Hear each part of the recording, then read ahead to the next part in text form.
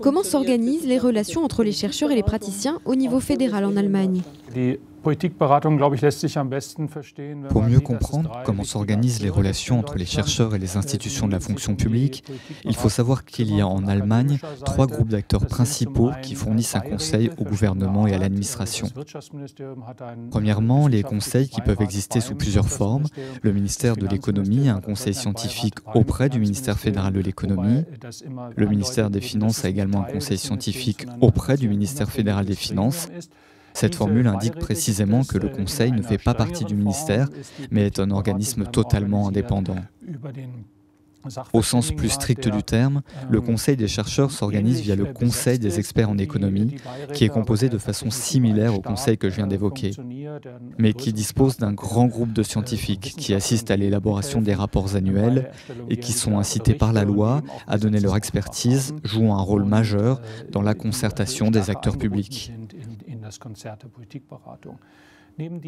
Un deuxième acteur éminent, en plus des conseils, est évidemment la Banque fédérale, qui dispose depuis toujours d'une grande indépendance et qui, de ce fait, produit des expertises et émet des avis sur la politique économique et financière. Le troisième acteur en Allemagne, ce sont les instituts de recherche, qui travaillent sur la politique économique et financière, mais qui en même temps se trouvent être en concurrence avec les autres organismes de conseil en répondant aux appels d'offres des ministères pour les conseiller sur des aspects politiques concrets. Monsieur le professeur, vous avez évoqué le conseil scientifique auprès du ministère fédéral allemand des Finances. Pouvez-vous expliquer comment il a été créé et quelles sont ses missions? Le conseil scientifique existe déjà depuis longtemps. Il a été fondé avant même l'émergence de la République fédérale d'Allemagne. Face aux besoins urgents d'organiser la reconstruction du pays à l'époque, on avait invité des scientifiques expérimentés à s'engager, à conseiller. Le conseil scientifique auprès du ministère fédéral des Finances n'a pas été instauré par une loi, il s'est imposé au fil des années. Il fonctionne sur le principe de la cooptation, c'est-à-dire que ce sont les membres du Conseil eux-mêmes qui décident de sa composition. Le Conseil est libre de choisir les thèmes qui seront abordés et qui feront l'objet d'études en politique économique et financière pour ensuite être présentés au ministère. Celui-ci nous soutient et nous produisons des rapports. Ces derniers sont remis au ministre qui les publie. Et ce travail n'a pas fondamentalement changé depuis ses débuts. Monsieur le professeur, quelles sont vos recommandations pour l'avenir du conseil scientifique au gouvernement?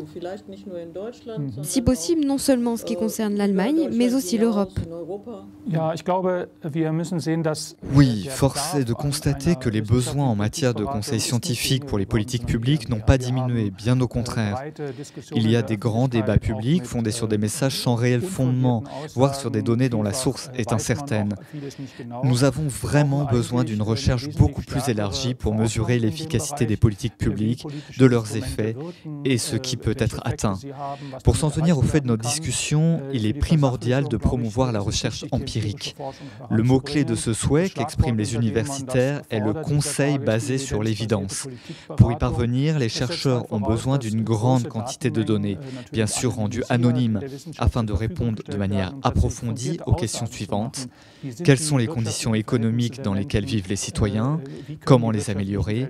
Quelles sont les répercussions réelles d'un programme politique? En ce qui concerne l'évaluation des programmes, les sciences ont fait des progrès énormes à l'échelle mondiale ces dernières décennies, des progrès méthodiques. Notre savoir pour analyser les effets est bien plus grand aujourd'hui, et c'est pourquoi il est important de progresser dans ce domaine.